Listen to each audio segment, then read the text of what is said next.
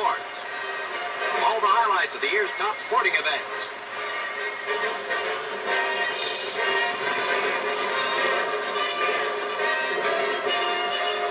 With commentary by Jim Leaming and Tommy Roberts.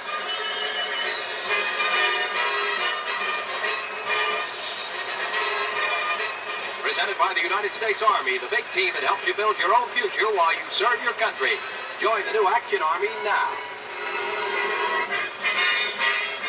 In one action-packed half hour, you have the best seat in the house at the World Series, the Kentucky Derby, the Indianapolis 500, and the Augusta Masters. From one end of the country to the other, our cameras recorded the most dramatic stories of the year, and every memorable moment is ready to unfold. So join us to relive the events that made 1963 sports history.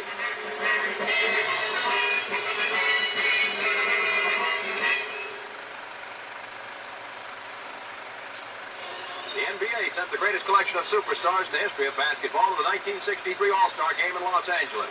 This will be Bob Cousy's last appearance in the Classic. Bob passes behind his back to Oscar Robertson. Elegant Oscar misses, but taps in his own shot. Bill Russell and Wilt Chamberlain were on opposite sides for the first time. Bill can't stop Wilt from stuffing one through from above the hoop. The West is trailing as it tries to work the ball into Wilt Chamberlain. There's that unstoppable fadeaway shot.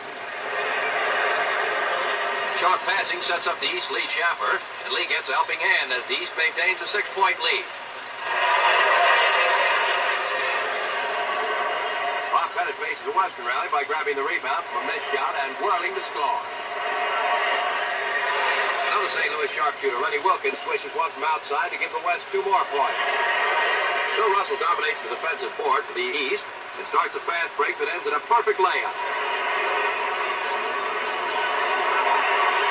Bill Russell is all out on every play. Here he dashes down court and really stretches out to score a beauty and keep the East in the lead. It's Russell again getting the ball, working his way in close. And out-leaping Wilt Chamberlain to score 2 more. Bob Cousy, who always gave the fans their money's worth, bows out of basketball with his usual class as he underhands a final 2-pointer to seal the victory for the East. Bill Russell's the most valuable player in the game, and many fans across the country hail him as the greatest ever to hit the NBA. With their thoughts firmly fixed on the 1964 Winter Olympics, 2 crack teams of American bobsledders take on the best in the world in the National Championships of 1963 at Lake Placid's Olympic Bob Run.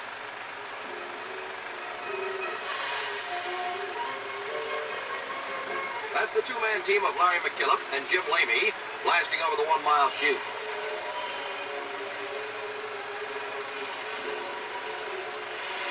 These sleds have to do better than 60 miles an hour on the straightaways to have a chance at victory.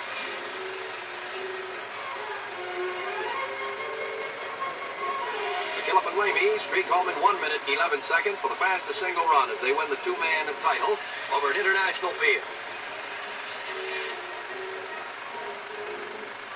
Larry and his brakemen hope to win a gold medal for America at Innsbruck. Another American sled, this one a 4-man bob driven by Bill Hickey of Keene Valley, New York, hits the icy trail. Hickey and his men have made a shambles in the record book in their first 3 heats. This one could be the fastest of all. The big sleds are beautifully engineered, and each has upwards of 1/4 of a ton of humanity, adding to the momentum. Hickey's sled makes the breakneck mile in 1 minute 6 seconds, another record run.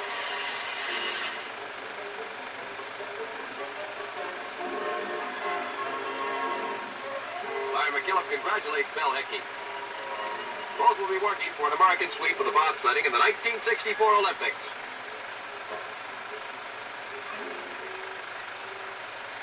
An all-star squad assembled from the cream of the recently graduated collegians faces the Green Bay Packers, champions of the National Football League, in the All-Star Game in Chicago. This was the curtain raiser of the 1963 season. The nervous All-Stars fumble away the ball in the opening minutes of the game. The Green Bay Packers, considered by many to be one of the greatest teams of all time, send Jim Taylor in to score as they take a 7-0 lead. Out of Grant's rookies get 3 points. And they're after more with Ron Vanderkellen passing to Pat Richter.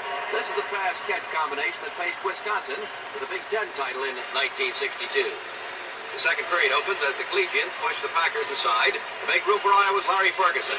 The upstart All-Stars take a 10-7 lead over the mighty Packers. The Packers tie it up, but the All-Stars begin a fourth quarter surge with Bill Thornton of Nebraska racing for a 16-yard gain. Washington's Johnny Mitchell challenges the Packer defense and races deep in the Green Bay territory. Bob Jenks boosts the All-Stars into a 13-10 lead. Green Bay seems unable to stop the talent-laden collegiate squad. Ron Vanderkellen, who won a job with the Minnesota Vikings, passes to Pat Richter, and Richter rockets to a 73-yard touchdown.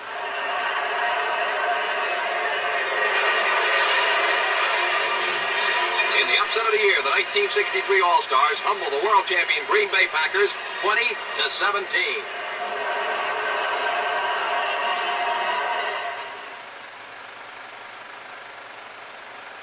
Who is this lovely girl in such a lovely world? Where can you be? Who is this lovely girl on this Pacific pearl named Hawaii? Who is she? Why, she's Audrey White, Lieutenant Audrey White, Army Nurse Corps. Yes, an Army nurse, assigned to Tripler Army Hospital, Honolulu, with an active, fun-filled social life and a deeply satisfying professional career. Audrey serves as an Army officer, but her first responsibility is to nursing. And she's been trained to give her patients the best nursing care in the world. Several years ago, Audrey finished nursing school under Army sponsorship. Now she's enjoying a world of golden opportunity as an Army nurse with a golden future before her.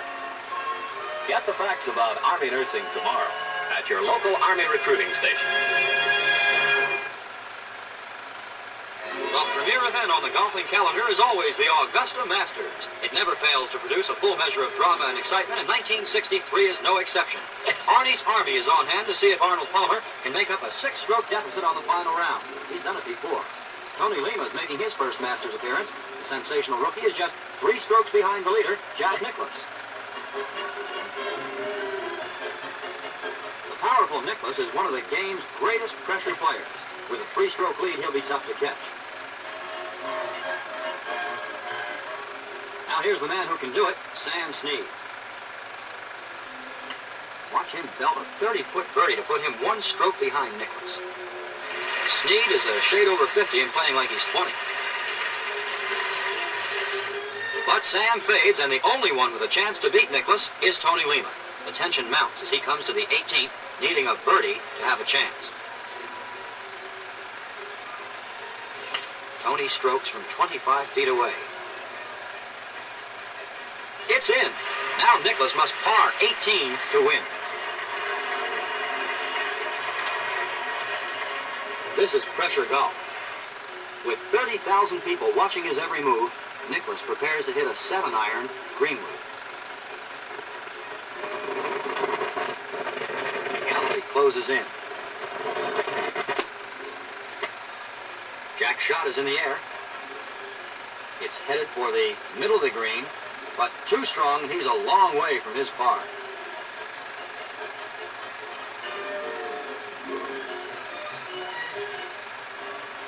Jack is ready for the long putt. It's headed for the hole, but slides off to the left and stops a good 3.5 feet past the cup.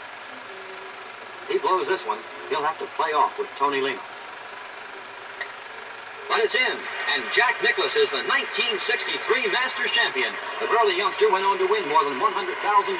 He and Arnold Palmer, who helps him into the traditional Masters green coat, both topped that figure as they dominated the golf world in 1963. 1963 saw the most serious challenge of recent years to break the 16-year-old world land speed record set by the late John Cobb. The car is Craig Breedlove's Jet Streamliner, a far cry from Cobb's piston-powered Bluebird. Breedlove's Spirit of America does not have the problem of transmitting power to the wheels. Its power is in the jet blast, the same as a jet airplane. The 26-year-old Breedlove will be driving over the same Utah salt flats that Cobb crossed at better than 394 miles an hour. The jet gathers speed slowly as it screams away to the start of the measured mile, which it must traverse once in each direction.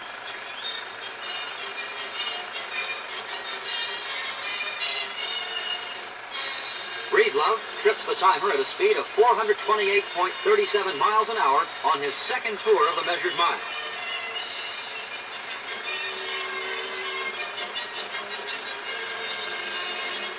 That's the highest land speed ever recorded for a wheeled vehicle. Craig's 2 runs produced an average of 407.45 miles per hour as Breedlove and his Spirit of America become the first to officially break the 400-mile-an-hour barrier and set a new land speed standard. For color, excitement, and pure enjoyment for the spectator, no other sports event in America can match the Kentucky Derby. 1963 was the 89th renewal. 100,000 watch. Number 1, Chateauguay, son of the Derby winner, Swaps, lead the parade to the post. Number 6 is the front-running Never Bend. Number 7 is the undefeated No Robbery. And number 9 is the undefeated Candy Spots, the 3-2 choice of the bettors in the Derby.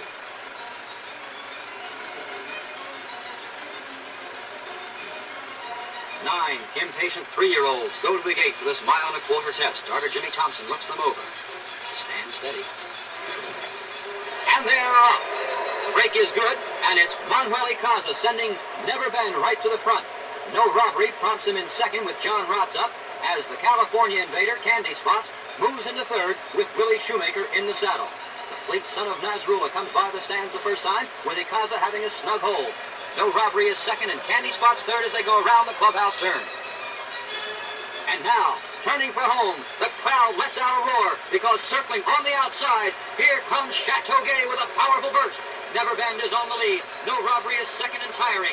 Candy Spots third on the rail. But here comes Braulio Baeza, forging to the front with Chateauguay. By a head, by a half, by a length. It's Chateauguay driving and pulling away. Never Bend is game and hanging in there. Candy Spots is driving at him in third, but they're not going to get Chateauguay. Chateauguay driving to the wire. Here's the finish. Chateauguay wins the Derby. Never Bend is second. Candy Spots third.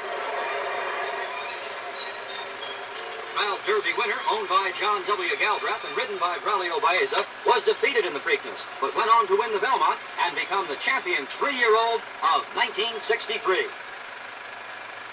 This woman is an officer, a lieutenant in the Women's Army Corps of the U.S. Army. Tell her I'll be right there. She's an expert in her job because she is trained for it. The U.S. Army and her country are grateful for her help. And because these are critical times, they need more women officers like her. Can you qualify? If you're a college graduate, between 20 and 32, if you're willing to serve in any part of the world, in Europe or in the Far East, if you're ready to assume the responsibilities of executive leadership in a field best suited for you, then there is a place for you as an officer in the Women's Army Corps. Your country needs your talents in these trying times. Join the Women's Army Corps. See your Army recruiter or write Army Careers, Continental Army Command, Fort Monroe, Virginia. America's greatest auto racing classic, the Indianapolis 500, had the racing experts buzzing in 1963. The cause of all the fuss is the low-slung rear-engine Lotus powered by a Ford engine and boasting independent suspension. Jim Clark will drive the lighter, faster car. Now it's time to see if the Umpies are ready for the scrap heat.